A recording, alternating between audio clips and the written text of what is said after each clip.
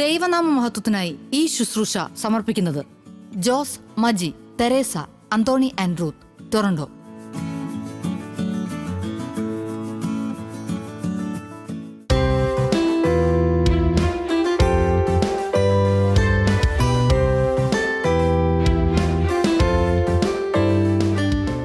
ത്രിയേക ദൈവത്തിൻ്റെ തിരുനാമത്തിന് മഹത്വം ഉണ്ടാകട്ടെ. ഇന്നത്തെ ശുശ്രൂഷ നമുക്ക് പ്രാർത്ഥനയോടെ ആരംഭിക്കാം.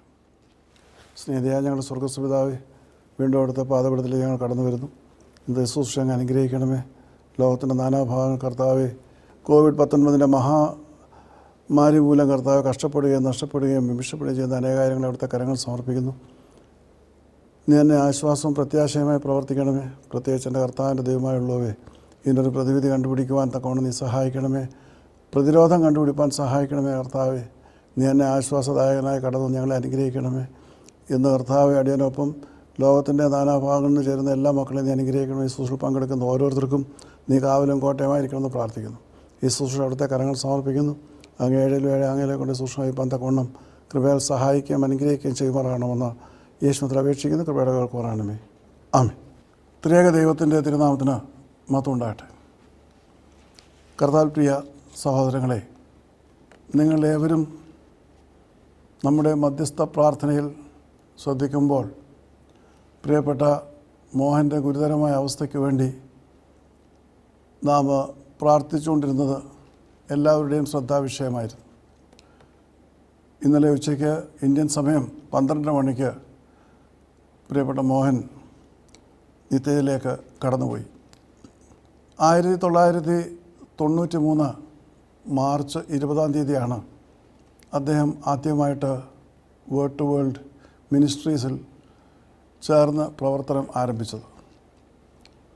അന്ന് മുതൽ ഈ ശുശ്രൂഷയ്ക്ക് എല്ലാവിധമായി കൈത്താങ്ങൽ നൽകുകയും ബലഹീന എന്നോടൊപ്പം നിന്നുകൊണ്ട് പ്രവർത്തിക്കുകയും ചെയ്ത ഒരു മാന്യദേഹമായിരുന്നു പ്രിയപ്പെട്ട മോഹൻ. ഈ വേർഡ് ടു വേൾഡ് സെൻറ്റർ പടുത്തുയർത്തുമ്പോഴും ഇവിടുത്തെ മ്യൂസിയം, ഈ ദേവാലയം പടുത്തുയർത്തുമ്പോഴൊക്കെയും മോഹൻ്റെ സാന്നിധ്യം തന്നെ ഇവിടെ ഉണ്ടായിരുന്നു. അദ്ദേഹം മാസങ്ങളോളം ഇവിടെ വന്ന് എന്നോടൊപ്പം ചെലവഴിച്ച് ഇതിൻ്റെയൊക്കെ പ്രവർത്തനങ്ങളിൽ എന്നോടൊപ്പം പ്രവർത്തിച്ചിരുന്നു എന്നുള്ളത് ഒരു വലിയ യാഥാർത്ഥ്യമായിട്ട് അവശേഷിക്കും. ഭക്തൻ പാടിയിരിക്കുന്നത് ഇപ്രകാരമാണ്: അല്പകാലം മാത്രം ഈ ഭൂവിലെ വാസം, സ്വർപ്പുരമാണെൻ്റെ നിത്യമാം വീട്, എൻ്റെ നിത്യമാം വീട്. എൻ പ്രയാണകാലം 4 വിരൽ നീളം, ആയതിൻ പ്രതാപം കഷ്ടത മാത്രം. എൻ പ്രയാണകാലം 4 വിരൽ നീളം, ആയതിൻ പ്രതാപം കഷ്ടത മാത്രം. ഞാൻ പറന്നു വേഗം പ്രിയനോടു ചേരും, വിൺമഹിമ പ്രാപിച്ചെന്നും വിശ്രമിച്ചിടും.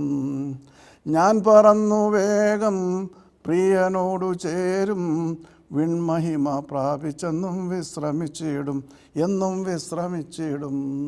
അല്പകാലം മാത്രം ഈ ഭൂവിലെ വാസം, സ്വർപ്പുരമാണെൻ്റെ നിത്യമാം വീട്, എൻ്റെ നിത്യമാം വീട്.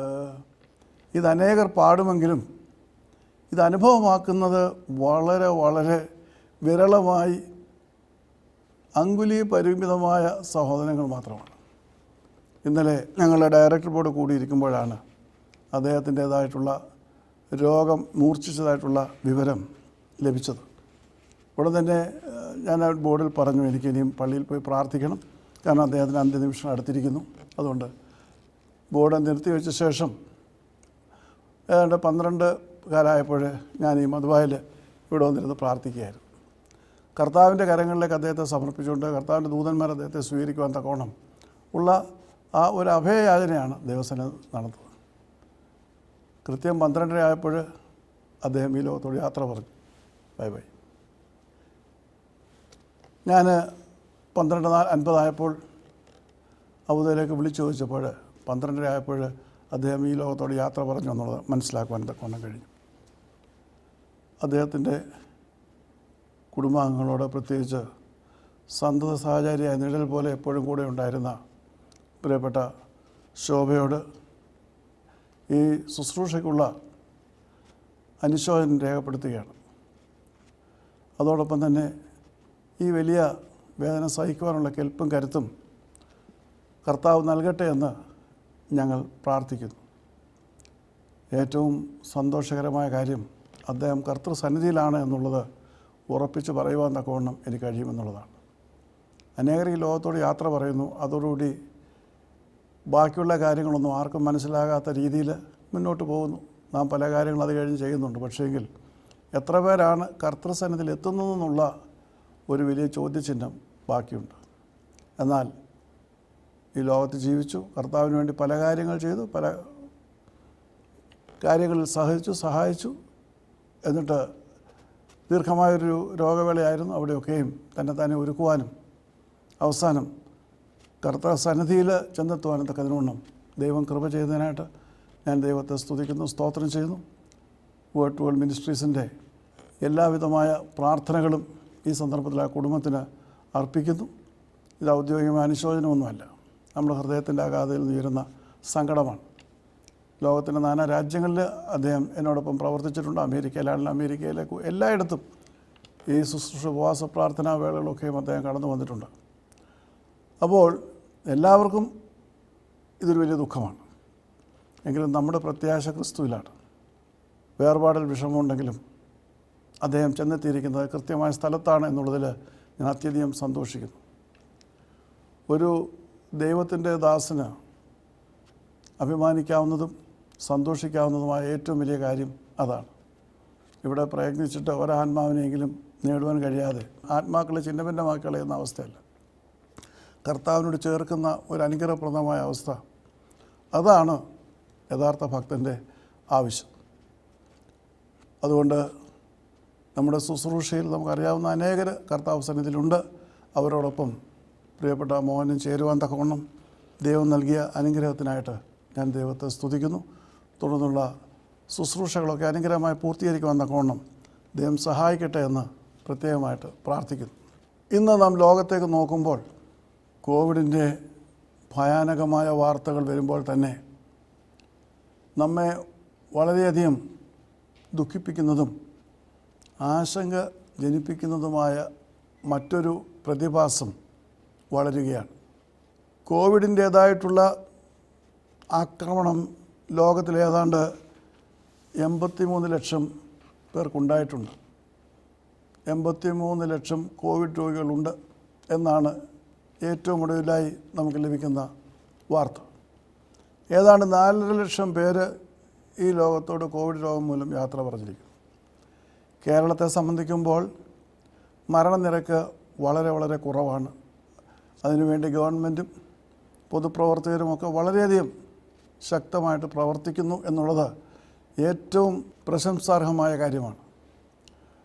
എന്നാൽ അതോടൊപ്പം നമുക്കെല്ലാം ആശങ്ക ജനിപ്പിക്കുന്ന ഒരു പ്രതിഭാസം കേരളത്തിൽ വളർന്നു വന്നുകൊണ്ടിരിക്കുകയാണ്. ആത്മഹത്യ. എല്ലാ ദിവസവും നാം പത്രങ്ങൾ നോക്കുമ്പോൾ പ്രായവ്യത്യാസമില്ലാതെ ആത്മഹത്യകളുടെ റിപ്പോർട്ടാണ് കോവിഡ് മരണങ്ങളെക്കാൾ കൂടുതൽ നമ്മുടെ പത്രങ്ങളിൽ കാണുവാൻ കഴിയുന്നത്. ആത്മഹത്യകൾക്ക് ഒരു അറുതിയില്ലാതെ വണ്ണം സ്കൂൾ വിദ്യാർത്ഥികൾ പോലും ആത്മഹത്യ ചെയ്ത് നമ്മെ ഞെട്ടിപ്പിക്കുന്നതായിട്ടുള്ള ഒരു അവസ്ഥയിലൂടെയാണ് മുൻപോട്ട് പോകുന്നത്. കഴിഞ്ഞ ദിവസം ഇന്ത്യയിലെ പ്രശസ്തനായ ഒരു ഹിന്ദി സിനിമാ നടൻ ആത്മഹത്യ ചെയ്തു. പേരുണ്ട്, പെരുമയുണ്ട്, പണമുണ്ട്, കോടീശ്വരനാണ്, ചെറുപ്പക്കാരനാണ്, അവിവാഹിതനാണ്.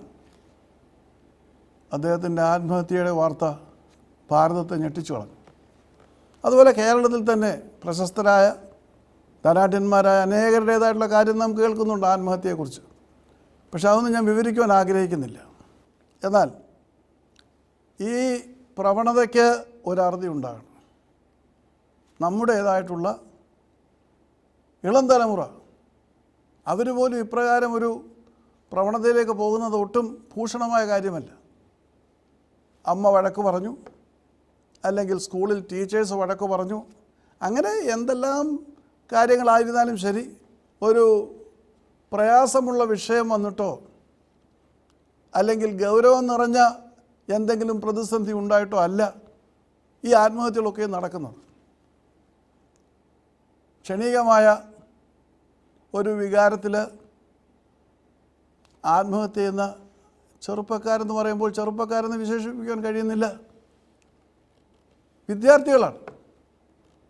അതോടൊപ്പം പ്രായമുള്ളവരും യുവാക്കന്മാർ.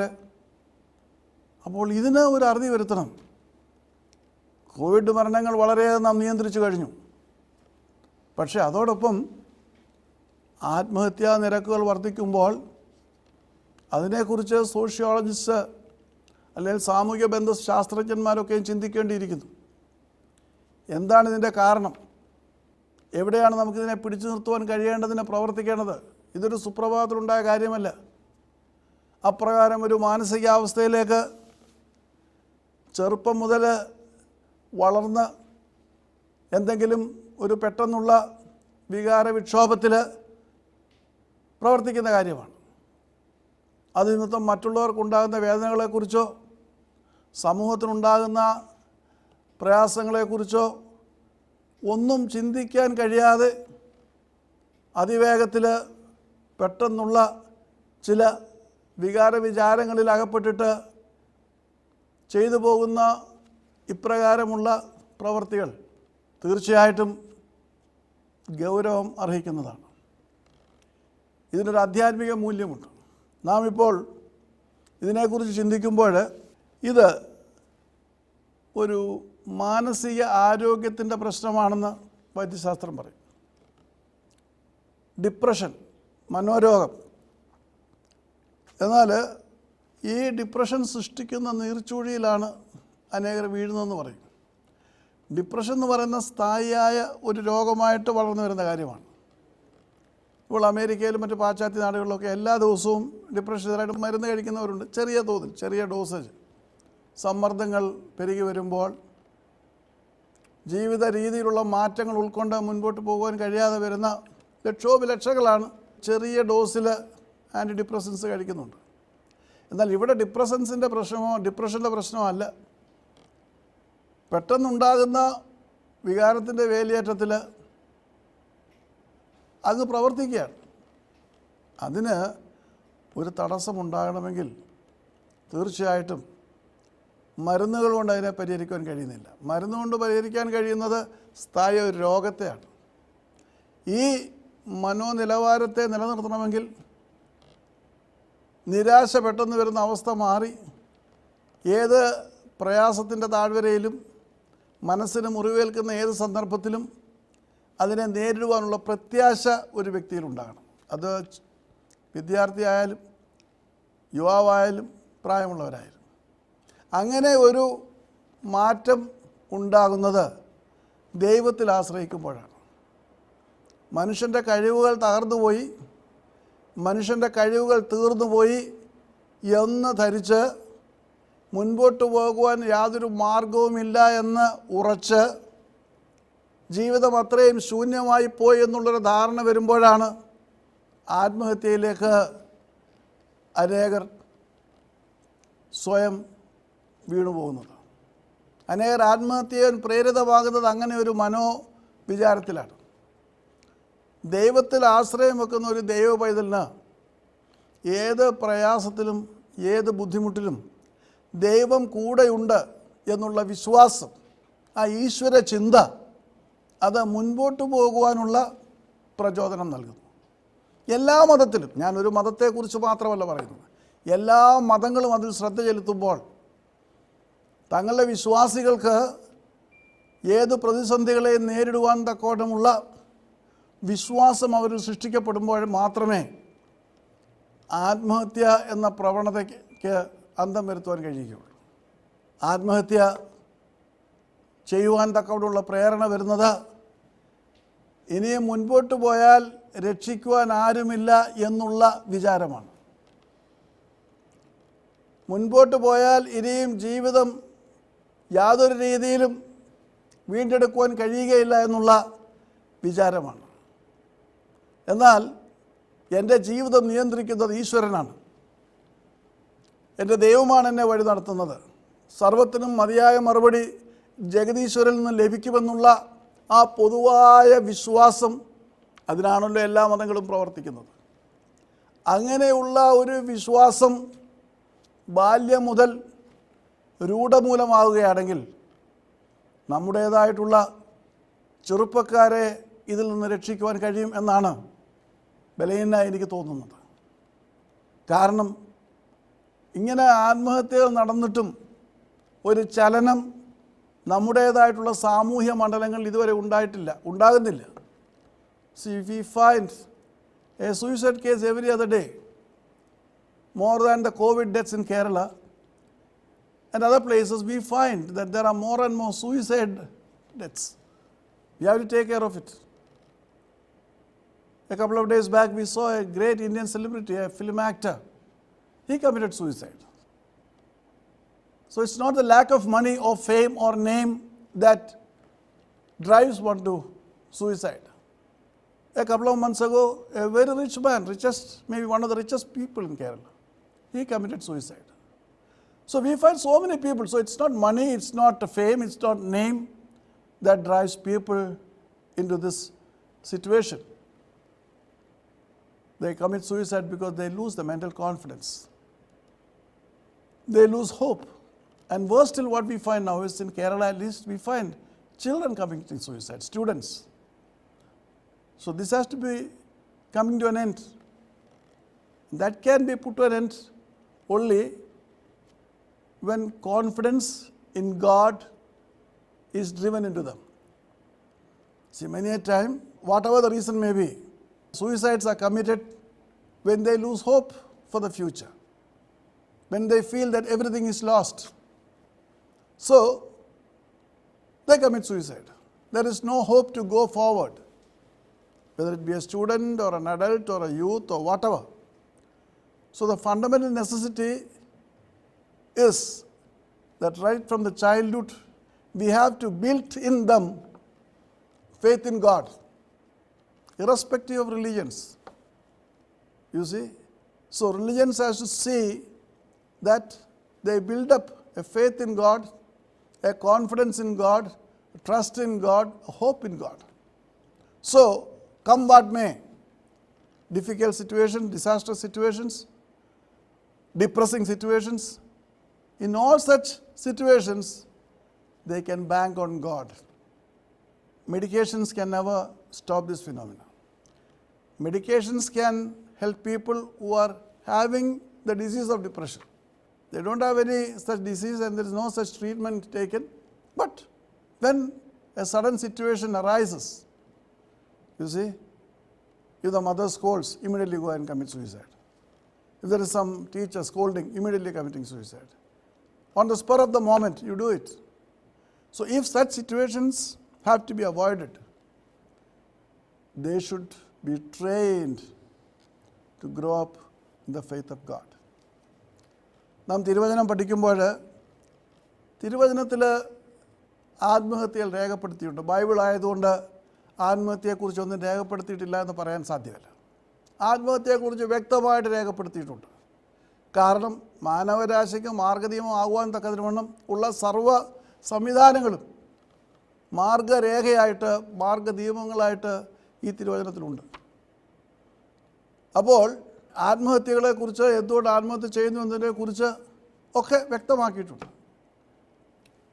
നാം ബൈബിളിൽ 1 രാജാക്കന്മാർ 17-ാം അധ്യായം 12-ാം വാക്യം വായിക്കുമ്പോൾ ഇപ്രകാരം ജീവിതം അവസാനിപ്പിക്കുവാൻ തക്കതിനുവണ്ണം തീരുമാനിച്ചിരുന്ന ഒരു വ്യക്തിയെക്കുറിച്ച് കാണുവാൻ കഴിയും. അവിടെ ആത്മഹത്യ എന്നൊരു പേര് അവിടെ എഴുതി ചേർത്തിട്ടില്ല. സംജ്ഞ ആത്മഹത്യ എന്നല്ല. പക്ഷേ ആ ജീവിതം അവസാനിപ്പിക്കുവാൻ തക്കവണ്ണം തീരുമാനമെടുത്തൊരു സ്ത്രീയെക്കുറിച്ചാണ് പറയുന്നത്. അത്യുന്നതനായ ദൈവത്തിൻ്റെ പ്രവാചകനായ ഏലിയാവിനോടാണ് ആ സ്ത്രീ, അവളൊരു വിധവയാണ്, അവൾ അക്കാര്യം പറയുന്നത്. നിൻ്റെ ദൈവമായ യഹോവ സത്യമായി കലത്തിൽ ഒരു പിടി മാവും തുരുത്തിയിൽ അല്പം എണ്ണയുമല്ലാതെ എൻ്റെ പക്കൽ ഒരു അപ്പവുമില്ല. ഞാനിതാ 2 വിറക് പെറുക്കുന്നു. ഇത് കൊണ്ടുവന്ന് എനിക്കും മകനും വേണ്ടി അത് പാകം ചെയ്ത് ഞങ്ങൾ ഭക്ഷിച്ച് മരിക്കുവാനിരിക്കുകയാകുന്നു. ഏലിയ പ്രവാചകനെ ദൈവം സരഫ്തയിൽ ഒരു വിധവയെ ഒരുക്കിയിട്ടുണ്ട്, നിനക്ക് ഭക്ഷണം തരുവാനെന്ന് കൽപ്പിച്ച് സരഫ്തയിലേക്ക് അയക്കുകയാണ്. എന്നാൽ ഏലിയ പ്രവാചകനെ കുറിച്ച് മനസ്സിലാക്കിയ ശേഷം മാത്രമേ ഇവിടെ ഇപ്പോൾ വിവരിച്ച ഈ സാഹചര്യത്തിലേക്ക് വരുവാൻ കഴിയുകയുള്ളൂ. ഏലിയ പ്രവാചകൻ തിരുവചനത്തിൽ പെട്ടെന്ന് പ്രത്യക്ഷപ്പെടുന്ന ഒരു പ്രവാചകനാണ്. അദ്ദേഹത്തിൻ്റെ ബാല്യമോ യൗവനമോ ഒന്നും നാം ഇവിടെ കാണുന്നില്ല, തിരുവചനം രേഖപ്പെടുത്തിയിട്ടില്ല. തിശ്ബ്യനായ ഏലിയാവ്, അതാണ് വിവരിച്ചിരിക്കുന്നത്. അപ്പോൾ അദ്ദേഹം വന്ന് നേരിട്ട് ഇസ്രയേൽ രാജാവായ ആഹാബിനോട് ദൈവത്തിൻ്റെ ന്യായവിധി അറിയിക്കുകയാണ് ചെയ്യുന്നത്. രാജാവിനും അദ്ദേഹത്തെ നേരത്തെ അറിഞ്ഞുകൂടാ. അങ്ങനെയുള്ള ഒരു സാഹചര്യത്തിൽ ഗിലെയാദ് എന്ന് പറയുന്ന സ്ഥലത്ത് നിന്ന്, അവിടെ തിശ്ബി എന്ന് പറയുന്ന ഗ്രാമത്തിൽ നിന്ന് വന്ന തിശ്ബ്യനായ ഏലിയാവ് രാജാക്കന്മാരുടെ 1-ാം പുസ്തകം 17-ാം അധ്യായത്തിൻ്റെ 1-ാം വാക്യം മുതൽ പ്രത്യക്ഷപ്പെടുകയാണ്. പെട്ടെന്ന് അദ്ദേഹം വന്ന് രാജാവിനോട് ആ ന്യായവിധി അറിയിക്കുകയാണ്.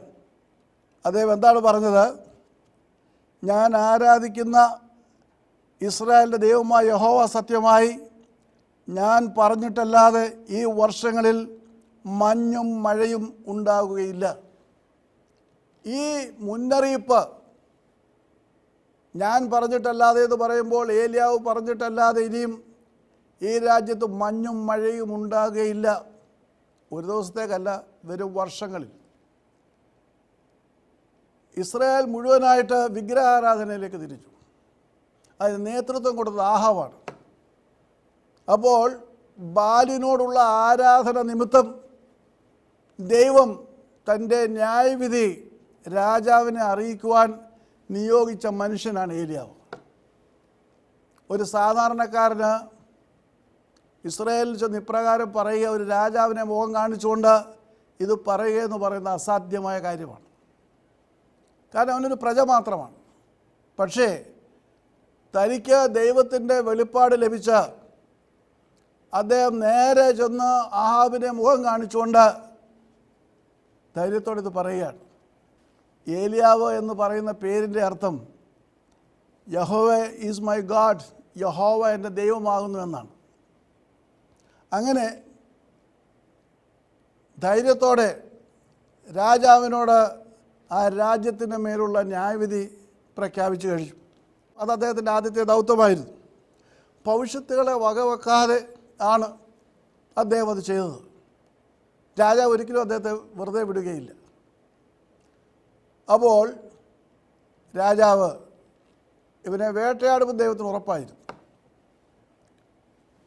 ഏലിയാവ് പോകുമ്പോൾ ഏലിയാവിനോട് പറയുകയാണ്, നീ പോയി കെരീത്ത് എന്ന തോട്ടിൻ്റെ അരികിൽ ഒളിച്ചിരിക്കണം.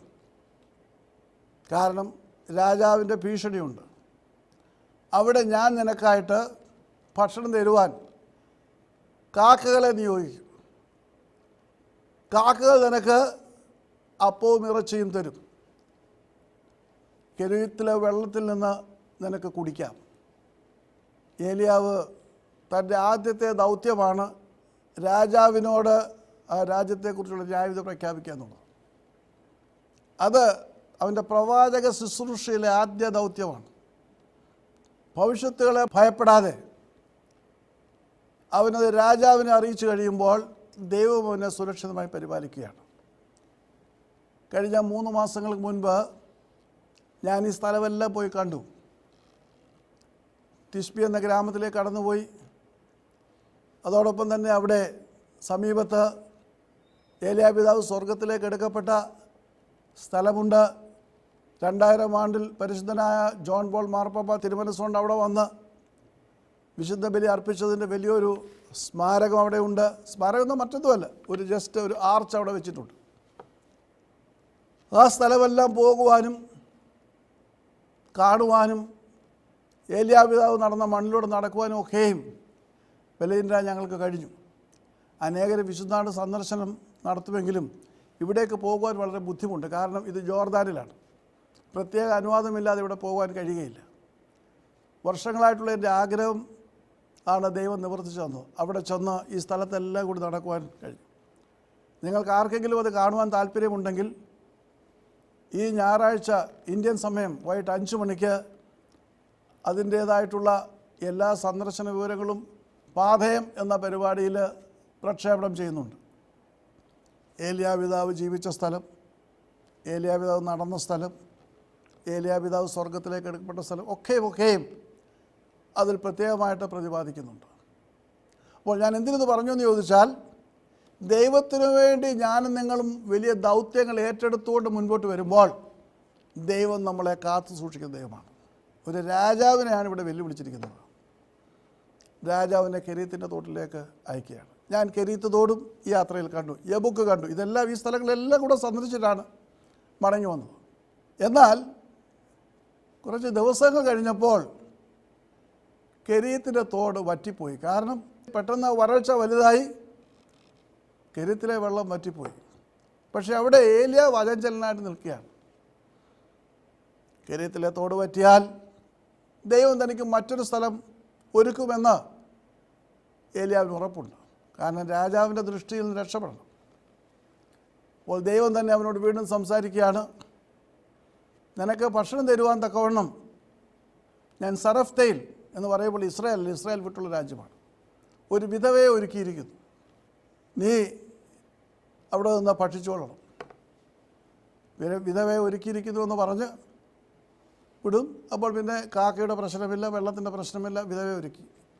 അങ്ങനെ ഏലിയാവ് സരഫ്തയിലേക്ക് ചെല്ലുമ്പോൾ പട്ടണവാതിക്കൽ ഒരു വിധവയായ സ്ത്രീ നിന്നുകൊണ്ട് അവിടെ വിറക് പെറുക്കുന്നു. അക്കാലത്ത് വിധവമാർക്ക് പ്രത്യേക വേഷവിധാനമുണ്ട്. അതുകൊണ്ടാണ് വിധവയാണെന്ന് മനസ്സിലാക്കുന്നത്. വൈദ്യവ്യത്തിൻ്റേതായുള്ള ദുഃഖം പേറുന്ന വേഷമാണ് അവർ ധരിക്കുന്നത്. ഏലിയാവ് ചെന്നു. സരഫ്തയിൽ ഒരുപാട് വിധവമാരുണ്ടാവും. പക്ഷേ അദ്ദേഹം കണ്ട ഈ വിധവയോട് അദ്ദേഹം അല്പം വെള്ളം കുടിക്കുവാൻ ചോദിക്കുകയാണ്. വെള്ളം വേണം. ആ സ്ത്രീ അവൾ വിറക് പെറുക്കുന്നത് നിർത്തിയിട്ട് വെള്ളം എടുക്കാനായിട്ട് പറയും. അങ്ങനെ പോകുമ്പോൾ ഏലിയാവ് വിളിച്ചു പറയുകയാണ്, പോരുമ്പോൾ നീ എനിക്ക് ഒരു കഷ്ണം അപ്പം കൂടി കൊണ്ടുവരണം. ഏലിയാ പിതാവ് കെരുത്തിൽ ഒളിച്ചിരുന്നു. കെരുത്ത് വറ്റിപ്പോയി. അപ്പോൾ ദൈവം മറ്റൊരു ഒളിവിടം, മറ്റൊരു മുഖാന്തരം ഒരുക്കുകയാണ്. The brook of Kerith had dried up, and God is providing yet another place, asking him to go to Zarephath. And he says, I have arranged a widow to feed you, so you please go to Zarephath. And we find Elijah going to Zarephath. He meets a widow. He doesn't know who is the widow, and he doesn't know what God has told the widow. He asks her for a little water. And when she goes to fetch the water, he asks her, bring me a small morsel of bread also. എനിക്ക് ഒരു ചെറിയ കഷ്ണം അപ്പം കൂടി കൊണ്ടുപോകണം. അപ്പോഴാണ് ആ വിധവയായ സ്ത്രീ പറയുന്നത്, എൻ്റെ കലത്തിൽ ഒരു പിടി മാവ് മാത്രമേ ഉള്ളൂ, തുരുത്തിയിൽ ഇച്ചിരി എണ്ണയുണ്ട്, അതുകൊണ്ട് ഞങ്ങളുടെ ഒരു പിടി മാവ് കൊണ്ട് അവർക്ക് ഭക്ഷിച്ച് വയറ് നിറയുവാനുള്ള അപ്പം ഉണ്ടാക്കാൻ സാധ്യത. ഒരു പിടി മാവ്, അതുകൊണ്ട് അപ്പം ഉണ്ടാക്കുവാനാണ് 2 വിറക് പെറുക്കുവാൻ ഞാനിവിടെ വന്നത്. അതിൻ്റെ കാര്യമേ ഉള്ളൂ. കാരണം ഇച്ചിരി മാവേ ഉള്ളൂ, ഇച്ചിരി എണ്ണയുണ്ട്, അതിനാണ് ഞാൻ വന്നത്. അതുകൊണ്ട് അപ്പം പാകം ചെയ്ത് ഞാനും എൻ്റെ മകനും മരിക്കുവാൻ ഇരിക്കുകയാണ്. ആ ഭക്ഷണം കഴിഞ്ഞ ശേഷം അവർ മരിക്കുവാനിരിക്കുകയാണ്, ജീവിതം അവസാനിപ്പിക്കുവാനിരിക്കുകയാണ്. എങ്ങനെയാണ് മരിക്കാൻ പോകുന്നതെന്നോ മരിക്കുവാൻ എങ്ങനെയാണ് അവർ ഒരുങ്ങുന്നതെന്നോ പറയുന്നില്ല. പക്ഷേ അതൊരു സ്വാഭാവിക മരണമല്ല, സ്വയം മരണത്തെ പുൽകുന്ന ഒരവസ്ഥ. അതിനാണ് ആത്മഹത്യ എന്ന് പറയുന്നത്. മനുഷ്യജീവിതത്തിൽ രോഗം വരും, പ്രയാസങ്ങൾ വരും. അതിന് ദൈവത്തിൻ്റെ സമയം വരെയും കാത്തിരുന്നുകൊണ്ട് അത് വഹിച്ച് ദൈവത്തിൻ്റെ സന്നിധിയിലേക്ക് കടന്നു പോകുന്നതാണ് ഭാഗ്യഭരണം.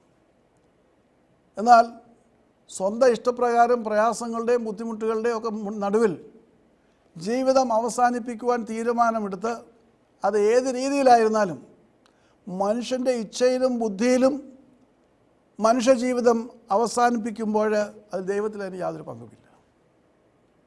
ഇവിടെ ദാരിദ്ര്യത്തിൻ്റെ ഉച്ചകോടിയിൽ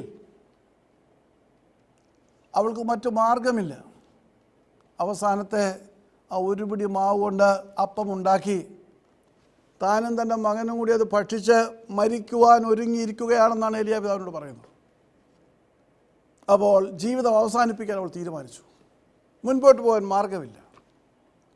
ആ അർത്ഥത്തിൽ നാം കാണുമ്പോൾ ആത്മഹത്യക്ക് തയ്യാറായിരിക്കുകയാണ്. അങ്ങനെ പറയുമ്പോൾ ഏലിയാവ് അവളോട് മറുപടി പറയുന്നത്, നീ ഒരു കാര്യം ചെയ്യൂ, നീ ആദ്യമേ ഒരു അപ്പം ഉണ്ടാക്കി എനിക്ക് കൊണ്ട് തന്നിട്ട് പിന്നീട് നീ അപ്പം ഉണ്ടാക്കി നിങ്ങൾ രണ്ടുപേരും ഭക്ഷിച്ചുകൊള്ളുക. വാസ്തവത്തിൽ ഒരു വിരോധാഭാസമാണ്. അവസാനത്തെ ഒരു പിടി മാവിൽ നിന്ന് അമ്മയ്ക്കും മകനും ആ അപ്പം ഉണ്ടാക്കി ഭക്ഷിച്ച് ലോകത്തോട് യാത്ര പറയുവാനായിട്ട് അല്ലെങ്കിൽ ജീവിതം അവസാനിപ്പിക്കുവാനായിട്ട് കാത്തിരിക്കുന്ന അവസ്ഥയിൽ അവർ മരണത്തിന് വേണ്ടി ഒരുങ്ങിയിരിക്കുമ്പോഴാണ് ഇവിടെ ഏലിയാ പ്രവാചകൻ അവരോട് ഇപ്രകാരം പറയുന്നത്. ഏലിയാ പ്രവാചകനോട് ദൈവം പറഞ്ഞത്, ഞാൻ അവിടെ ഒരു വിധവയെ നിനക്കായിട്ട് ഒരുക്കിയിരിക്കുന്നു ഭക്ഷണം തരാനായിട്ട്. ഒരു പക്ഷേ അതൊരു വിരോധാഭാസമാണെന്ന് നമുക്ക് തോന്നിയിരിക്കാം. എന്നാൽ ഈ സ്ത്രീ ദൈവത്തെ ഭയപ്പെടുന്ന സ്ത്രീ ആയിരുന്നിരിക്കാം, ദൈവഭക്തിയുള്ള സ്ത്രീ ആയിരുന്നിരിക്കാം. അവർ മറ്റൊരു രാജ്യത്തെ ജീവിക്കുന്ന സ്ത്രീ ആണെങ്കിൽ പോലും അപ്രകാരം ദൈവം അവളെ കാണണമെങ്കിൽ അവളുടെ അവസ്ഥ ദൈവത്തിന് ബോധ്യമായിട്ടാണ് പ്രവാചകനെ അവിടേക്ക് അയക്കുന്നത്. പ്രവാചകൻ അവിടെ കടന്നു ചെല്ലുവാൻ കാരണം ദൈവം മുന്നമേ അറിഞ്ഞു. ഇവളുടെ അവസ്ഥ ദൈവം അറിഞ്ഞു. അവളുടെ പരമാർത്ഥതയും വിശ്വസ്തയും ദൈവം മനസ്സിലാക്കിക്കൊണ്ട് അവൾക്ക് ജീവിതത്തിൽ മുൻപോട്ട് പോകാൻ ഒരു വഴി ദൈവം തുറക്കുകയാണ്. പ്രവാചകനെ സ്വീകരിക്കാനൊരു മനസ്സ് അവൾക്കുണ്ടായിരുന്നു.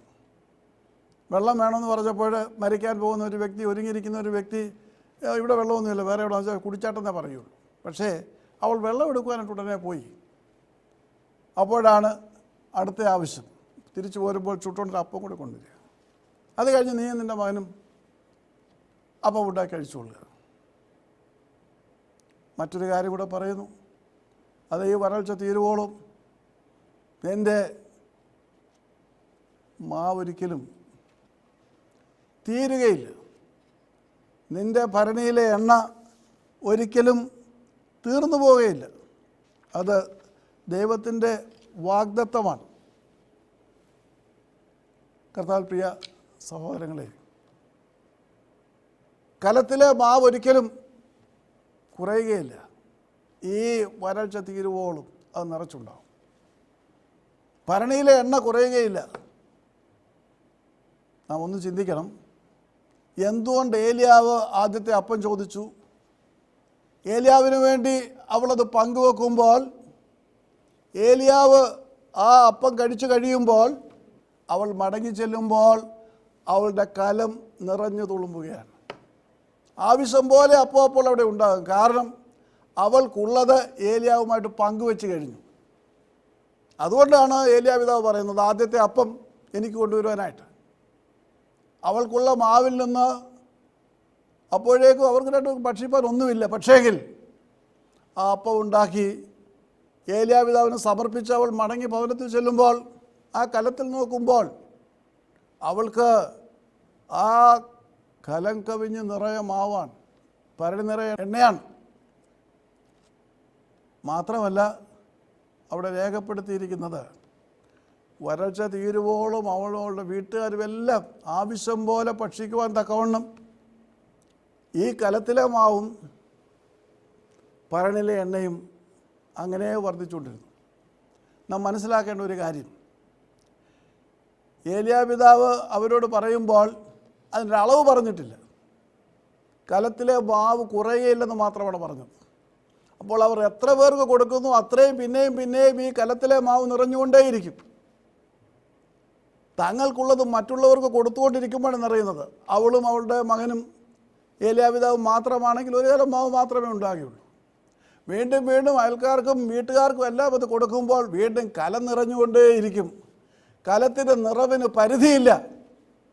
അപ്രകാരം ആണ് അവളുടെ വീട്ടുകാർക്കുമെല്ലാം മാസങ്ങളോളം, അല്ല ആ വലിയ വരൾച്ച തീരുവോളും വർഷങ്ങൾ കലത്തിലെ മാവും ഭരണിയിലെ എണ്ണയും കുറയാതെ നിന്നത്. We find the prophet asking her, bring me one morsel of bread first, and then you go and make again. Even for that woman did not refuse. She came, she is a widow. She obeyed it. And she brings him a morsel of bread. When she went back, I'm sure she saw that her barrel was full. You see, a cruse was full of oil. Because the moment you start sharing, it multiplies. You see, many a time we cannot share. We want everything for ourselves. And especially, she has shared it with a prophet, a man of God, which means that she has shared it for God. ദൈവത്തിന് വേണ്ടിയിട്ടാണ് അവളത് പങ്കുവെച്ചത്. ദൈവത്തിൻ്റെ പ്രവാചകനാണ്. ആ പ്രവാചകന് ദൈവസന്നിധിയിൽ എന്തെല്ലാം പ്രാഗൽഭ്യമുണ്ട് എന്നൊന്നും അവൾക്ക് അറിഞ്ഞുകൂടാ. ദൈവം അവന് വേണ്ടി പ്രവർത്തിച്ച അത്ഭുതം എങ്ങനെയാണെന്നുള്ളത് അവൾക്ക് അറിഞ്ഞുകൂടാ. കാക്കകളാണ് അവൻ അപ്പവും ഇറച്ചിയും കൊണ്ടുവന്നത്. അപ്പവും ഇറച്ചിയും കാക്ക കണ്ടാൽ അത് അടിച്ചുകൊണ്ട് പോകുന്ന സ്വഭാവമുള്ള പക്ഷിയാണ് കാക്ക. പക്ഷേ ആ കാക്കകളാണ് ഏലിയാപിതാവിന് രാവിലെയും വൈകിട്ടും അപ്പവും ഇറച്ചിയും കൊണ്ടുവന്നത്.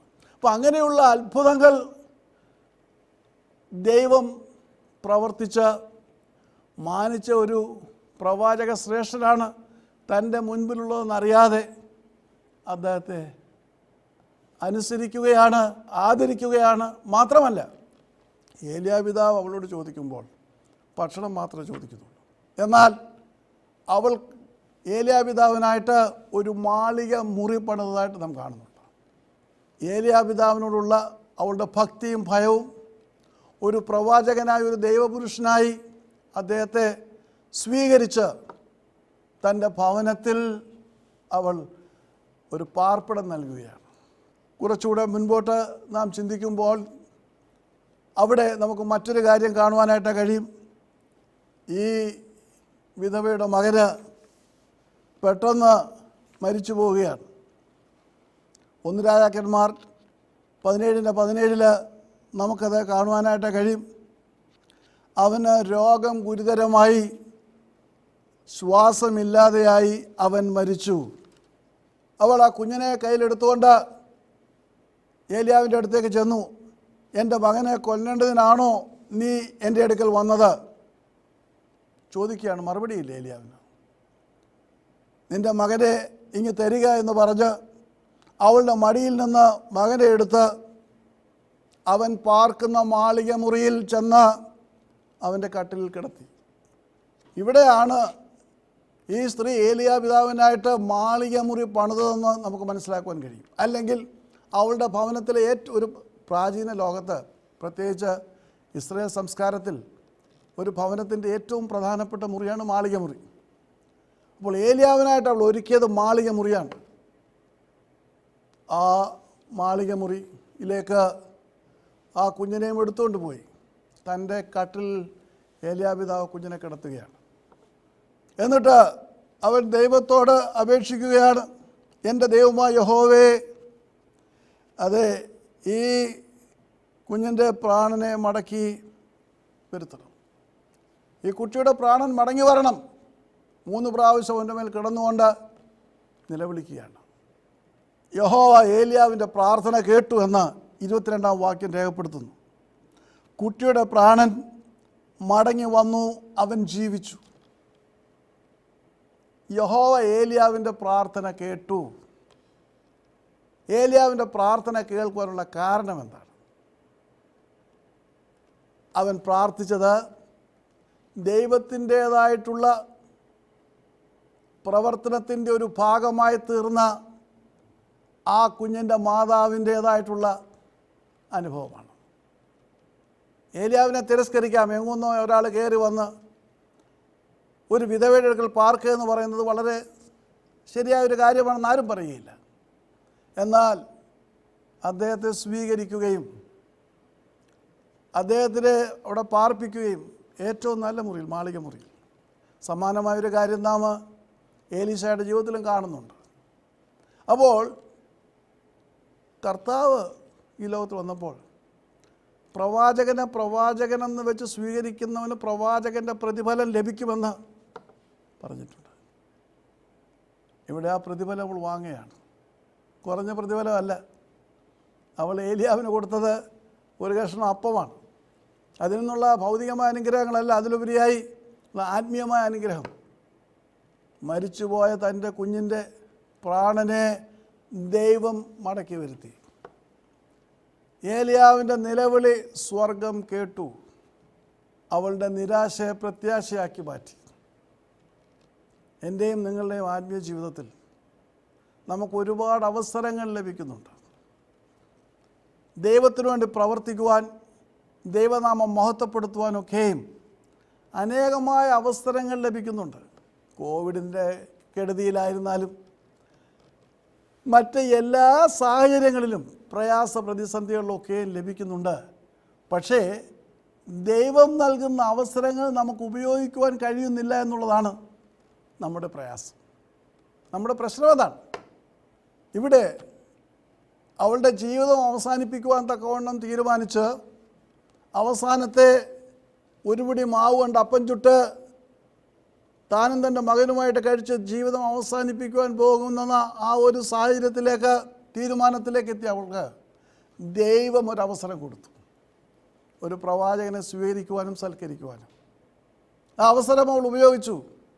തൻ്റെ മുൻപിൽ വരും കാലങ്ങളിൽ വരാൻ പോകുന്ന ഈ ഭീകരമായ അവസ്ഥയെക്കുറിച്ച് ദൈവത്തിന് അറിയാമായിരുന്നു.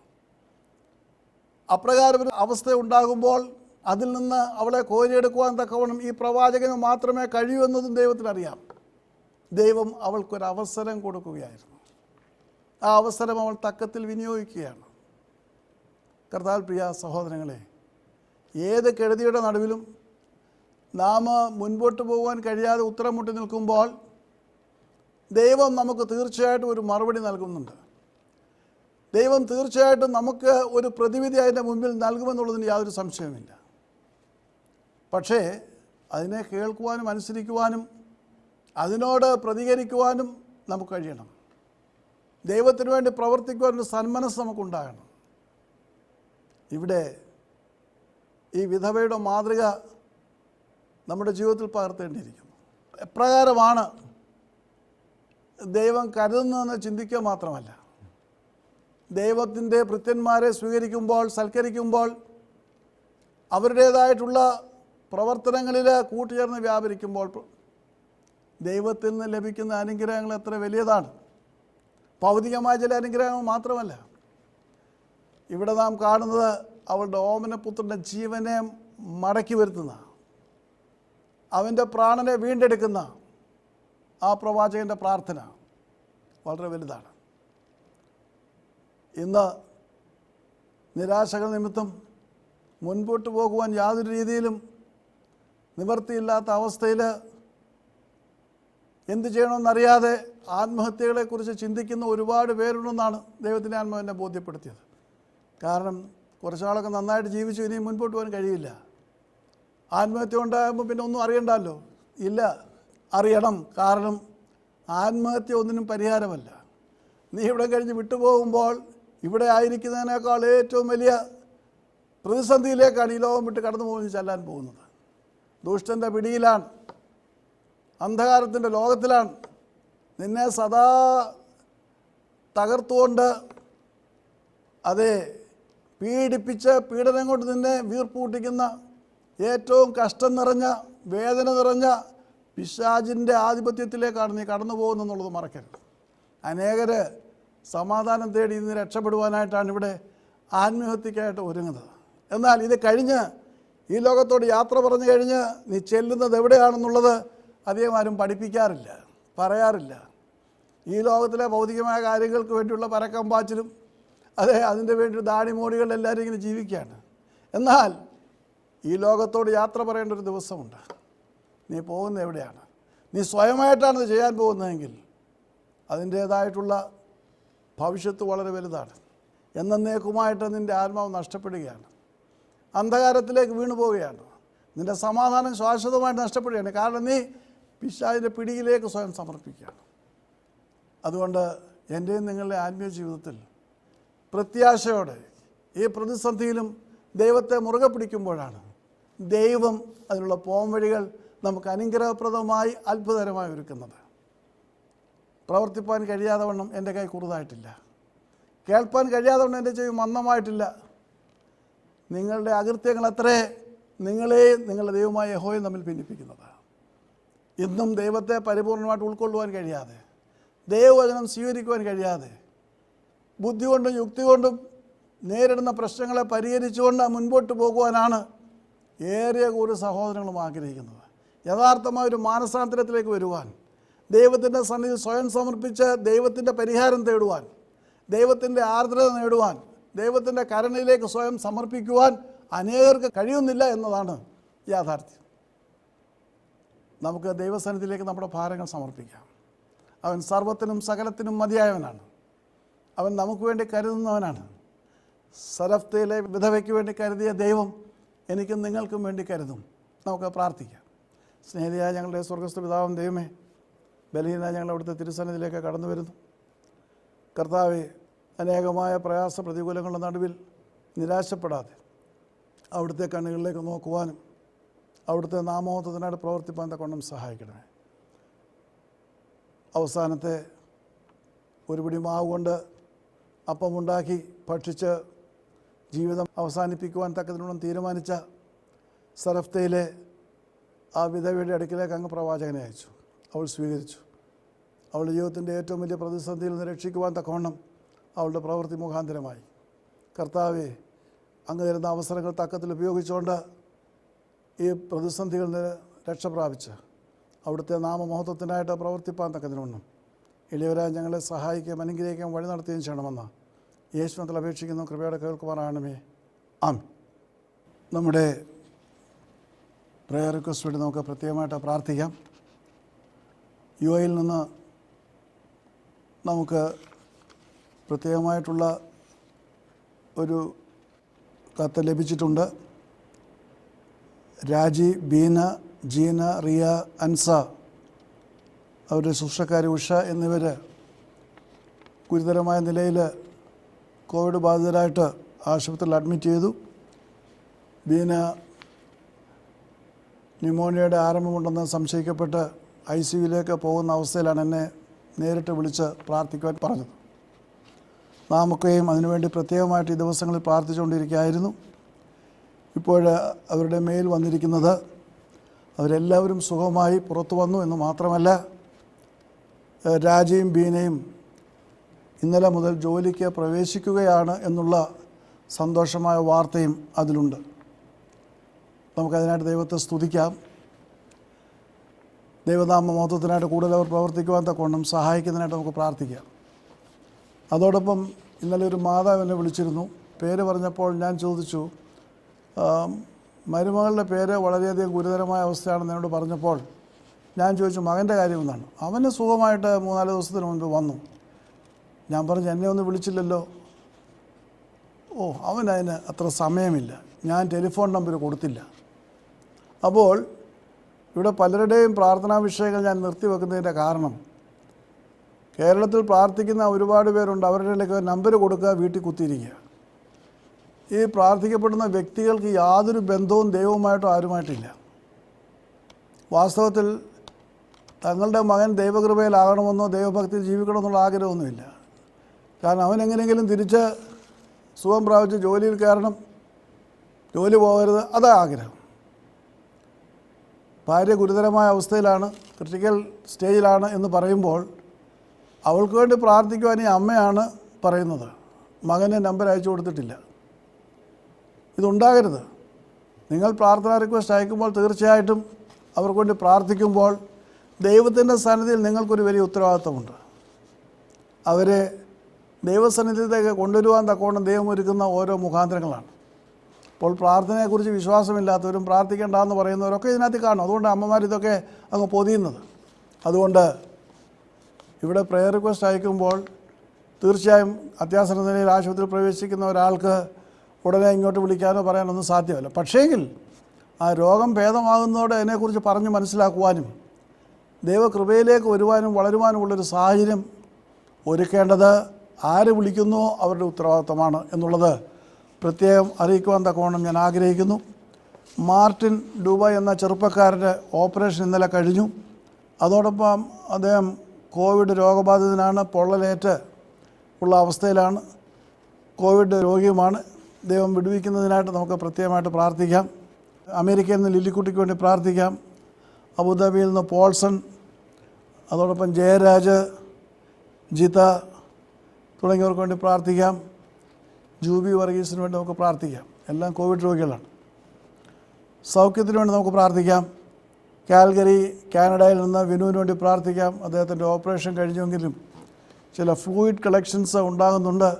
അതിന് ദൈവം പരിപൂർണമായിട്ടുള്ള സൗഖ്യം നൽകുന്നതിന് വേണ്ടി നമുക്ക് പ്രാർത്ഥിക്കാം. കുഞ്ഞുമോൾ മാവേലിക്കരയ്ക്ക് വേണ്ടി നമുക്ക് പ്രാർത്ഥിക്കാം. സ്നേഹമായയ്ക്ക് വേണ്ടി പ്രാർത്ഥിക്കാം. രജി ഈപ്പന് വേണ്ടി പ്രാർത്ഥിക്കാം. ഐറീൻ എലിസബത്തിന് വേണ്ടിയിട്ട് നമുക്ക് പ്രത്യേകം പ്രാർത്ഥിക്കാം. വിൽസൺ പുനലൂര് ഒരു ഓപ്പറേഷൻ ഇല്ലാതെ അദ്ദേഹത്തിൻ്റെ മുഴകൾ മാറുവാനായിട്ട് പ്രാർത്ഥിക്കാം. അച്ചാമ്മ ജോർജ് അങ്കമാലിക്ക് വേണ്ടി നമുക്ക് പ്രത്യേകം പ്രാർത്ഥിക്കാം. ആ പാവപ്പെട്ട സഹോദരിയുടെ കിഡ്നി ഫങ്ഷനൊക്കെ നോർമലാകുവാൻ തക്കവണ്ണം ഇടയാകുന്നതിനായിട്ട് നമുക്ക് പ്രാർത്ഥിക്കാം.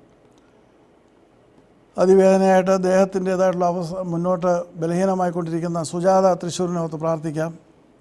അതോടൊപ്പം സഹോദരിയെ ഓർത്ത് നമുക്ക് പ്രത്യേകം പ്രാർത്ഥിക്കാം. PJ വർഗീസിനെ എറണാകുളത്തെ ഓർത്ത് പ്രാർത്ഥിക്കാം. ലിജിന് എന്ന കുഞ്ഞിനെ ഓർത്ത് പ്രാർത്ഥിക്കാം. 12 വയസ്സുകാരനാണ്. അപസ്മാര രോഗത്താൽ ആ പിതാവ് വളരെയധികം വിഷമിക്കുന്നു. ഓച്ചിറ നിന്നും പൊന്നുവിനെ ഓർത്ത് പ്രാർത്ഥിക്കാം. ജോൺ നെയ്യാറ്റിൻകര കാഴ്ച നഷ്ടപ്പെട്ടു, കാഴ്ച വീണ്ടെടുത്തോ നമുക്ക് അറിഞ്ഞുകൂടാ. ഒരു പ്രാവശ്യം മുൻപ് ഇതുപോലെ കാഴ്ച നഷ്ടപ്പോൾ പ്രാർത്ഥിച്ച കാഴ്ച വീണ്ടും കിട്ടിയതാണ്. അപ്പോൾ ഈ അവസ്ഥയിൽ അദ്ദേഹം വീണ്ടും അപേക്ഷിച്ചു. എന്നാൽ പിന്നീട് വിവരങ്ങളൊന്നുമില്ല. നമുക്ക് പ്രത്യേകമായിട്ട് പ്രാർത്ഥിക്കാം. അതോടൊപ്പം പ്രഭുവിനെ ഓർത്ത് പ്രാർത്ഥിക്കാം. രജി ഈപ്പനെ ഓർത്ത് പ്രാർത്ഥിക്കാം. ജൂബിൻ മാത്യുവിനെ ഓർത്ത് നമുക്ക് പ്രത്യേകമായിട്ട് പ്രാർത്ഥിക്കാം. സൗമി ഓർത്ത് നമുക്ക് പ്രത്യേകം പ്രാർത്ഥിക്കാം. സ്റ്റീഫനെ ഓർത്ത് നമുക്ക് പ്രത്യേകം പ്രാർത്ഥിക്കാം. ജോലിയില്ലാതിരിക്കുന്ന സഹോദരങ്ങളെ ഓർത്ത് നമുക്ക് പ്രാർത്ഥിക്കാം. പ്രത്യേകിച്ച് ദുബായിൽ നിന്ന് ജീമോനെയും ജൂലി ഓർത്ത് പ്രാർത്ഥിക്കാം. അതിവേഗം അവർക്കൊരു ജോലി കണ്ടുപിടിച്ചാൽ മതിയാവും. ജീമോൻ്റെ ജോലിയിൽ നിന്ന് അവനെ വിടാതിരിക്കുവാൻ തക്കവണ്ണം കർത്താവ് അത്ഭുതകരമായി പ്രവർത്തിച്ച് ഇപ്പോഴുള്ള ഭീഷണി മാറ്റുവാനും അവിടെ തന്നെ ജോലി തുടരുവാനും ദൈവം പ്രവർത്തിക്കുന്നതിനായിട്ട് പ്രാർത്ഥിക്കാം. 3 കുഞ്ഞുങ്ങളുണ്ട്. 2 പേർക്കും ജോലിയില്ലാതെ ഈ ഒരു സാഹചര്യത്തിൽ വളരെ ബുദ്ധിമുട്ടാണ്. അതുകൊണ്ട് ജീമോൻ്റെ ജോലി യഥാസ്ഥാനപ്പെടുവാനും ജൂലിക്ക് അതിവേഗം ഒരു ജോലി കണ്ടുപിടിപ്പാനും സഹായിക്കുന്നതിനായിട്ട് നമുക്ക് പ്രത്യേകമായിട്ട് പ്രാർത്ഥിക്കാം. AP ജോസിനെ അബുദാബി ഓർത്ത് പ്രത്യേകം പ്രാർത്ഥിക്കാം. ടൊറൻറ്റോയിൽ നിന്ന് സിജുവിനെ ഓർത്ത് നമുക്ക് പ്രത്യേകം പ്രാർത്ഥിക്കാം. ദുബായിൽ നിന്ന് സജി ഓർത്ത് പ്രാർത്ഥിക്കാം. ഷാർജയിൽ നിന്ന് സുജയ് ഓർത്ത് പ്രാർത്ഥിക്കാം. ഷാർജ ഷീബ സക്കരെ ഓർത്ത് പ്രാർത്ഥിക്കാം. അതോടൊപ്പം കുവൈറ്റിൽ നിന്ന് ഷാലുവിനെ ഓർത്ത് പ്രാർത്ഥിക്കാം. ദുബായിൽ നിന്ന് റീസയെ ഓർത്ത് നമുക്ക് പ്രത്യേകം പ്രാർത്ഥിക്കാം. മെരീന ജോർജിനെ ഓർത്ത് പ്രാർത്ഥിക്കാം. അജി തോമസിനെ ഓർത്ത് പ്രാർത്ഥിക്കാം. അത് ജസ്റ്റിൻ ടോമിനെ ഓർത്ത് പ്രാർത്ഥിക്കാം. ഷിബിൻ വയനാടിനെ ഓർത്ത് പ്രാർത്ഥിക്കാം. മാൾട്ടയിൽ പോകാനായിട്ട് വിസായ്ക്ക് ട്രെയിൻ ലഭ്യമാകാനായിട്ട് പ്രാർത്ഥിക്കാം. അങ്ങനെ ജോലിയില്ലാത്ത ആ സഹോദരങ്ങൾക്ക് വേണ്ടി നമുക്ക് പ്രത്യേകമായിട്ട് പ്രാർത്ഥിക്കാം. കുഞ്ഞുങ്ങളില്ലാതിരിക്കുന്ന സഹോദരങ്ങളെ ഓർത്ത് നമുക്ക് പ്രത്യേകം പ്രാർത്ഥിക്കാം. ലീബ കുര്യനെ ഓർത്ത് പ്രാർത്ഥിക്കാം. ലിനിയെ ഓർത്ത് പ്രാർത്ഥിക്കാം. അത് ജിസാം മറിയത്തിനെ ഓർത്ത് പ്രാർത്ഥിക്കാം. മമത രാമകൃഷ്ണനെ ഓർത്ത് പ്രാർത്ഥിക്കാം. തെലങ്കാന നോവൽ ആൻഡ് ജിതു അത് ഡോഹ എന്ന് പ്രാർത്ഥിക്കാം. നിറ്റു ആൻഡ് നിമ്മി ഓർത്ത് പ്രാർത്ഥിക്കാം. ടോബിൻ അഞ്ചാന ദുബായിൽ ഓർത്ത് പ്രാർത്ഥിക്കാം. സജന ഗോപകുമാർ ആൻഡ് ഗോപകുമാർ ടൊറൻറ്റോയെ ഓർത്ത് പ്രാർത്ഥിക്കാം. ജാൻസി പോരുവഴി ഓർത്ത് പ്രാർത്ഥിക്കാം. ജോബി ഓർത്ത് പ്രാർത്ഥിക്കാം. പ്രീത അങ്കമാലി ഓർത്ത് പ്രാർത്ഥിക്കാം. ജോമോനെ ഓർത്ത് പ്രാർത്ഥിക്കാം. എറണാകുളത്ത് നിന്ന് പ്രീത ഓർത്ത് പ്രാർത്ഥിക്കാം. രജിമോനെ പെരുമ്പാവൂരിനെ ഓർത്ത് പ്രത്യേകമായിട്ട് പ്രാർത്ഥിക്കാം. വിവാഹം നടക്കാതെ വർഷങ്ങളായിട്ട് കാത്തിരിക്കുന്ന പാവപ്പെട്ട സഹോദരങ്ങളെ ഓർത്ത് നമുക്ക് പ്രാർത്ഥിക്കാം. ഓസ്ട്രേലിയയിൽ നിന്ന് നീതു, സൂരജ് ജോസ് ട്രിവാൻഡ്രം, ലണ്ടനിൽ നിന്ന് ബെക്കി ഓർത്ത് പ്രാർത്ഥിക്കാം. ദുബായിൽ നിന്ന് നീതുവിനെ ഓർത്ത് പ്രാർത്ഥിക്കാം. ലിജി ഓർത്ത് പ്രാർത്ഥിക്കാം. ഡോക്ടർ മിരനെ ഓർത്ത് നമുക്ക് പ്രത്യേകം പ്രാർത്ഥിക്കാം. ഡോക്ടർ ദിവ്യ ഓർത്ത് പ്രാർത്ഥിക്കാം. ടെസ്സിയെ ഓർത്ത് പ്രാർത്ഥിക്കാം. റിനിറ്റെ ഓർത്ത് പ്രാർത്ഥിക്കാം. ഷൈനിയെ ഓർത്ത് പ്രാർത്ഥിക്കാം. ആൻ്റണിയെ ഓർത്ത് നമുക്ക് പ്രത്യേകം പ്രാർത്ഥിക്കാം. വത്സമ്മയുടെ മകൻ്റെ വിവാഹം നടക്കുന്നതിനായിട്ട് നമുക്ക് പ്രാർത്ഥിക്കാം. ജസ്റ്റിൻ ജോസഫിനെ ഓർത്ത് പ്രാർത്ഥിക്കാം. വയനാട്ടിൽ നിന്നുള്ള ഷിൻഡോയെ ഓർത്ത് പ്രാർത്ഥിക്കാം. തിരുവനന്തപുരത്തു നിന്നുള്ള അബുദാബിയിൽ ജോലി ചെയ്യുന്ന അഞ്ജലിനെ ഓർത്ത് പ്രത്യേകമായിട്ട് പ്രാർത്ഥിക്കാം. രജി വർഗീസ് എറണാകുളത്തെ ഓർത്ത് പ്രാർത്ഥിക്കാം. മേഴ്സി എറണാകുളത്തെ ഓർത്ത് പ്രാർത്ഥിക്കാം. അവരുടെ മകന് സഞ്ജുവിന് വേണ്ടി പ്രത്യേകമായിട്ട് നമുക്ക് പ്രാർത്ഥിക്കാം. കടഭാരങ്ങളാൽ വലയുന്ന സഹോദരങ്ങളെ ഓർത്ത് നമുക്ക് പ്രത്യേകം പ്രാർത്ഥിക്കാം. തൃശ്ശൂരിൽ നിന്ന് സിന്ധുവിനെയും അതേ ചെന്നൈയിൽ നിന്ന് ജെറിനെയും ഓർത്ത് നമുക്ക് പ്രത്യേകമായിട്ട് പ്രാർത്ഥിക്കാം. കോവിഡ് കെയർ രോഗികളെ പരിചരിക്കുന്ന നഴ്സസിനെ ഓർത്ത് നമുക്ക് പ്രത്യേകമായിട്ട് പ്രാർത്ഥിക്കാം. ഡോക്ടേഴ്സിനെ ഓർത്ത് പ്രാർത്ഥിക്കാം. പാരാമെഡിക്കൽ സ്റ്റാഫിനെ ഓർത്ത് പ്രാർത്ഥിക്കാം. അതോടൊപ്പം സാമൂഹ്യ പ്രവർത്തകരെ ഓർത്ത് നമുക്ക് പ്രത്യേകമായിട്ട് പ്രാർത്ഥിക്കാം. കർത്താവരെയൊക്കെയും വിടുവിക്കുന്നതിനായിട്ട് നമുക്ക് പ്രത്യേകമായിട്ട് പ്രാർത്ഥിക്കാം. ബാക്കി ലഭിച്ചിരിക്കുന്ന എല്ലാ പ്രെയർ റിക്വസ്റ്റും ഇന്ന് കർത്താവിൻ്റെ സന്നിധിയിൽ സമർപ്പിക്കാം. ചെയ്യാത്ത കുറ്റത്തിനായിട്ട് കേസിൽ കുടുക്കിയിരിക്കുന്ന രജി കോട്ടയത്തിനെ ഓർത്ത് പ്രാർത്ഥിക്കാം. നിരപരാധിത്വം തെളിയിക്കപ്പെടുവാൻ തക്കവണ്ണം സഹായിക്കുന്നതിനായിട്ട് നമുക്ക് പ്രത്യേകമായിട്ട് പ്രാർത്ഥിക്കാം. ക്രൈസ്തവ വിശ്വാസത്തിലേക്ക് കടന്നു വന്ന ഇമ്മാനുവൽ എന്ന സഹോദരനെയും കുടുംബത്തെ ഓർത്ത് പ്രാർത്ഥിക്കാം. അയൽക്കാരുടെ ഉപദ്രവത്തിൽ രക്ഷിക്കുന്നതിനായിട്ട് പ്രാർത്ഥിക്കാം. ത്രേസ്യാമ്മ തൊടുപുഴയ്ക്ക് വേണ്ടി പ്രാർത്ഥിക്കാം. ഇപ്പോഴത്തെ സാഹചര്യത്തിൽ ഒരു പുതിയ ഭവനം ദൈവം നൽകുന്നതിനായിട്ട് പ്രാർത്ഥിക്കാം. ഇറ്റലിയിൽ ജോലി ചെയ്യുന്ന നിസിക്ക് വേണ്ടിയും നമുക്ക് പ്രത്യേകം പ്രാർത്ഥിക്കാം. പ്രത്യേകിച്ച് സൗദി അറേബ്യയിൽ ഗുരുതരമായ അവസ്ഥയിലായിരിക്കുന്ന ഡിൽജി ഓർത്ത് നമുക്ക് പ്രത്യേകം പ്രാർത്ഥിക്കാം. ഈ സഹോദരങ്ങളുടെ സൗഖ്യത്തിന് വേണ്ടിയും അവരുടെ വിവിധങ്ങളായ ആവശ്യങ്ങൾ ദൈവം നടത്തി തരുന്നതിന് വേണ്ടിയും അനുഗ്രഹം പ്രാപിക്കുന്നതിന് വേണ്ടി നമുക്ക് പ്രാർത്ഥിക്കാം. ഞങ്ങളോട് സ്നേഹിക്കുന്ന ഞങ്ങളുടെ സ്വർഗ്ഗസ്ഥ പിതാവാം ദൈവമേ, ഞങ്ങളുടെ പ്രിയ സഹോദരങ്ങളെ അവിടുത്തെ കരങ്ങൾ സമർപ്പിക്കുന്നു. അവിടുത്തെ കണ്ണുകളിലേക്ക് നോക്കിക്കൊണ്ട് അവിടുത്തെ പ്രവൃത്തികൾക്കായിട്ട് നോക്കിയിരിക്കുന്ന ഈ പാവപ്പെട്ട മക്കളെ ഓർക്കണമേ. കോവിഡ് രോഗികളെ ശുശ്രൂഷിക്കുകയും പരിചരിക്കുകയും ചെയ്യുന്ന മക്കളെ നിൻ്റെ കരങ്ങൾ സമർപ്പിക്കുന്നു. ഞങ്ങളുടെ എല്ലാവിധമായിട്ടുള്ള നേഴ്സിംഗ് കെയറുള്ള പ്രിയപ്പെട്ടവരെ അവിടുത്തെ കരങ്ങൾ സമർപ്പിക്കുന്നു. അങ്ങയുടെ സന്നിധിയിൽ കർത്താവ് പ്രാർത്ഥിക്കുവാൻ തക്കോണം പേര് തന്നിട്ടുള്ള എല്ലാ സഹോദരിമാരെ ഓർക്കണമെന്ന് പ്രാർത്ഥിക്കുന്നു. ഞങ്ങളുടെ ഡോക്ടേഴ്സിനെ ഓർക്കണമേ കർത്താവേ. സാമൂഹ്യ പ്രവർത്തകരെ ഓർക്കണമേ. പ്രത്യേക ജനനായകന്മാരെ ഓർത്ത് പ്രാർത്ഥിക്കുന്നു. അവിടുന്ന് തന്നെ പ്രവർത്തിക്കുകയും പരിവർത്തിക്കുകയും ചെയ്യണമെന്ന് അങ്ങയുടെ സ്നേഹത്തോടെ ഞങ്ങൾ പ്രത്യേകമായിട്ട് പ്രാർത്ഥിക്കുന്നു കർത്താവേ. അതോടൊപ്പം തന്നെ പാരാമെഡിക്കൽ സ്റ്റാഫിനെ ഓർത്ത് പ്രാർത്ഥിക്കുന്ന, ആശുപത്രിയിൽ പ്രവർത്തിക്കുന്ന എല്ലാവരെയും അവിടുത്തെ രക്തവളപ്പിൽ സൂക്ഷിക്കുകയും ഒരു ബാധയും അവരുടെ കൂടാരത്തിനെടുക്കാതെ കാത്ത് പരിപാലിക്കുകയും ചെയ്യണമെന്ന് പ്രാർത്ഥിക്കുന്നു. പ്രത്യേകമായിട്ട് കർത്താവെ, കുഞ്ഞുങ്ങളില്ലാതിരിക്കുന്ന സഹോദരങ്ങളെ ഓർത്ത് പ്രാർത്ഥിക്കുന്നു കർത്താവെ. നീ അവർക്ക് ഈ വർഷം അത്ഭുതകരമായ ഒരു കുഞ്ഞിനെ നൽകുവാൻ തക്കവണ്ണം പ്രവർത്തിക്കണമേ. വിവാഹം നടക്കാതെ വർഷങ്ങളായിട്ട് അവിടുത്തെ സന്നിധിയിൽ കാത്തിരിക്കുന്ന മക്കളെ ഓർത്ത് പ്രാർത്ഥിക്കുന്നു. അവിടുന്ന് അത്ഭുതകരമായ വാതിൽ തുറക്കുവാൻ തക്കവണ്ണം പ്രസാദിക്കണമെന്ന് പ്രാർത്ഥിക്കുന്നു. കടഭാരങ്ങളാൽ വലയുന്നവരെ ഓർത്ത് പ്രാർത്ഥിക്കുന്നു. നീ കരുണ തോന്നണമെന്ന് പ്രാർത്ഥിക്കുന്നു. മറ്റ് രോഗങ്ങളാൽ കർത്താവെ ഭാരപ്പെടുന്ന മക്കളെ ഓർത്ത് പ്രാർത്ഥിക്കുന്നു. ഓപ്പറേഷനെ തുടർന്ന് ആശുപത്രിയിൽ ഉൾമുറിയിലായിരിക്കുന്നവരുണ്ട് കർത്താവെ. ഓപ്പറേഷന് വേണ്ടി കാത്തിരിക്കുന്നവരുണ്ട്. അവരെയൊക്കെ അവിടുത്തെ കരങ്ങൾ സമർപ്പിക്കുകയാണ്. നീ രോഗികളുടെ മഹാവൈദ്യനായ ദൈവമായിരിക്കാൽ നിൻ്റെ മുറിഞ്ഞ കരം തൊട്ട് നീ ഓരോരുത്തരെയും സൗഖ്യമാക്കണമെന്ന് അവിടുത്തെ സ്നേഹത്തോട് പ്രാർത്ഥിക്കുന്നു. ഞങ്ങളുടെ സകല ആവശ്യങ്ങളും അവിടുത്തെ കരങ്ങൾ സമർപ്പിക്കുന്നു. അങ്ങയോട് കർത്താവെ, സൗഖ്യത്തിന് വേണ്ടി യാചിക്കുന്ന എല്ലാവരെയും അടിയൻ അവിടുത്തെ കരങ്ങൾ സമർപ്പിക്കുകയാണ്. അങ്ങ് തൊട്ട സൗഖ്യമാക്കി അവിടുത്തെ പൊന്നുനാമം മഹത്വപ്പെടുവാൻ തക്കവണ്ണം കൃപയാൽ സഹായിക്കുകയും അനുഗ്രഹിക്കുകയും ചെയ്യണമെന്ന് യേശുനാഥിൽ അപേക്ഷിക്കുന്നു. കൃപയോടെ കേൾക്കുമാറാണമേ. ആമേൻ. പിതാവിൻ ദൈവത്തിൻ്റെ സ്നേഹം, പുത്രൻ്റെ കൃപയും പരിശുദ്ധാത്മാവിൻ്റെ സംബന്ധവും സഹവാസവും നാം ഓർത്ത് പ്രാർത്ഥിച്ച എല്ലാ വിഷയങ്ങളിലും ഇപ്പോഴും എപ്പോഴും എന്നേക്കും ഉണ്ടായിരിക്കുമാറാകട്ടെ. ആമേൻ. ദൈവം നമ്മെ അനുഗ്രഹിക്കട്ടെ. ദൈവനാമ മഹത്വത്തിനായി ഈ ശുശ്രൂഷ സമർപ്പിച്ചത് ജോസ്, മജി, തെരേസ, അന്തോണി ആൻഡ് റൂത്ത്, ടൊറന്റോ.